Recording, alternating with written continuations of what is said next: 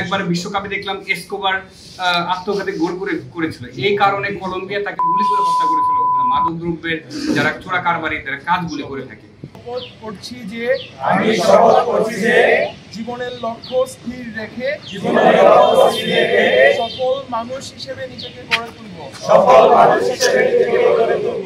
এবং শারীরিক ও মানসিক সুস্থতা ধরে রাখতে কৌতূহল বশত আমি মাদক গ্রহণ করব না।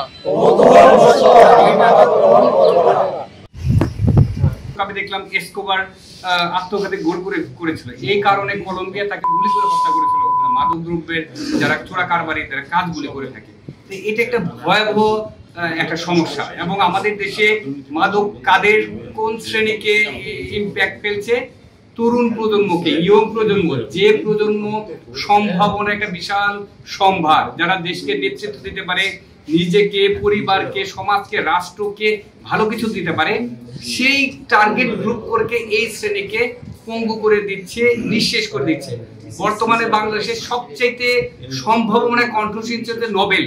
এই নোবেলের জীবনটা শুধুমাত্র এই মাদকের কারণে ধ্বংস হয়ে গেল। আমরা তো সবাই জানি নোবেলের মতো প্রতিভা সে পশ্চিমবঙ্গ গিয়ে সে সেরা হতো, হয়তো একটু পার্সিয়ালিটির কারণ সে হতে পারে না, কিন্তু তার জীবনটাই নষ্ট করে দিল এই মাদক। আমাদের জামালপুরের আরেকজন মন্ত্রী ছিল, উনার মন্ত্রিত্ব নষ্ট এবং পুরো ক্যারেক্টার নষ্ট হলো শুধুমাত্র মাদকের কারণে। আমাদের চোখের সামনে এরকম যদি আমরা দেখি, আমাদের আত্মীয় স্বজন, বন্ধু বান্ধব, প্রতিবেশী, সর্বক্ষেত্রে কিন্তু এই মাদকটা একটা সর্বনাশা গ্রাসের মতো করে করছে। আর শুভ্র যে কথাটা বললো নাটবের কথা, নাটবে যারা নেতৃত্ব দিচ্ছে তারাই মিটিং শেষ করে এসে আবার সিগারেটে ধরাচ্ছে। এরকম আজকে আমরা শপথ করব, শপথ করলাম আবার পরে আমি এদিক ওদিক গেলাম বন্ধুর আড্ডায়, আমাকে সিগারেট টানতে হবে, যে আমি যদি সিগারেট না টানি তাহলে পুরুষ হলাম না। বান্ধবীর কাছে, ইউনিভার্সিটিতে, কলেজে, তুই ছেলে মানুষ কিসে, তুই তো সিগারেট টানিস না, ছেলে মানুষ হলে এই যে এইগুলি অ্যাডভেঞ্চার করা যাবে না, যে বিশেষ দিনে আমাকে অ্যাডভেঞ্চার করতে হবে, এই কাজ করতে হবে, কখনোই করা যাবে না। বসুন্ধরা ডায়াপেন্ট এখন আরো উন্নত। এই হট এয়ার থ্রোট অপশন দ্রুত শোষণ করে সোনামণিকে দেয় কোমল অনুভূতি। তোমরা আজকে শপথ নিচ্ছ, সেই মোতাবেক চলবো। আমরা জানি যে হযরত মুহাম্মদ ইসলামের কাছে এক মহিলা আসছিল, তার ছেলে চিনি খায়, যে সে তাকে যেন না করে, সে কিন্তু তাকে প্রথম না করে নাই, বললো তুমি এতদিন পরে আসো। পরে গেল, তখন তাকে বললো তুমি আর চিনি খেও না। তখন বললো সেই দিন কেন বললেন না?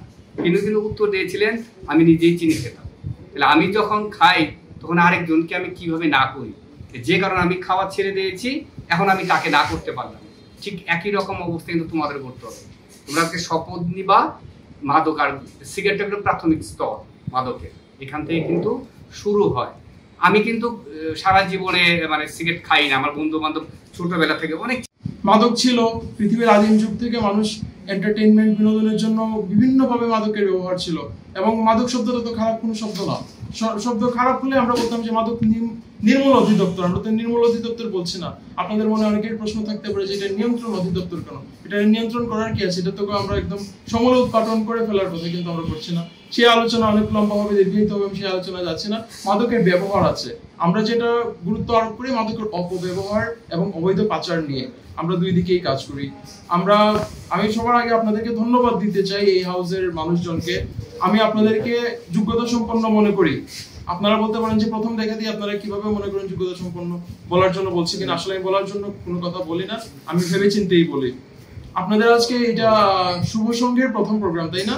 এবং আপনারা প্রথম প্রোগ্রামে আপনারা চিন্তা করেছেন যে মাদকের মতো একটা গুরুত্বপূর্ণ বিষয় নিয়ে আপনারা শপথ গ্রহণ করবেন, একদম টু দ্য পয়েন্টে আপনারা কাজ শুরু করতে চাচ্ছেন।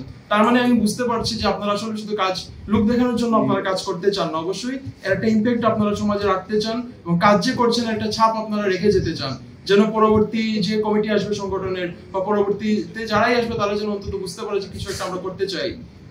এগুলো তো আসলে স্বেচ্ছাসেবী সংগঠন, তাই না? আপনারা তো আর্থিকভাবে লাভবান কেউই হবেন না। তো আপনারা এখানে কাজ করতে এসেছেন, আমি বিশ্বাস করি আপনারা মন থেকেই কাজ করবেন। আমি ইউনিভার্সিটি লাইফে সংগঠন করে এসেছি, তো এই সামাজিক সংগঠন বা এই সাহিত্য সাংস্কৃতিক সংগঠনগুলো আসলে করলে কি হয়, নিজের একটা মনস্তাত্ত্বিক উন্নতি হয়, যেটার মাধ্যমে আপনি আরেকজন মানুষকে প্রভাবিত করতে পারবেন। আপনার কথা তো শুধু শুধু একজন মানুষ শুনবে না, তাই না? নিজেকে চর্চা করতে হবে, নিজেকে পড়াশোনা করতে হবে। আর আমি আসলে এখানে যে একজন অফিসের প্রতিনিধি হিসেবে আসছি বিষয়টা এরকমও না। আমি এখানে আপনাদের একজন ভাই ব্রাদার হিসেবেই আসছি। আমি নিজেকে অফিসার হিসেবে মনেও করি না, এই যেমন আমি হঠাৎ করে দেখতে পেলাম যে আমি এখানে মধ্যে বসে, আমি এটা খেয়াল করি নাই। আমি আগে জানলে আমি স্বাধীন ভাইকে এখানে মধ্যে বসে দিতাম, কারণ উনি আমার ইউনিভার্সিটির সিনিয়র ভাইকে আমি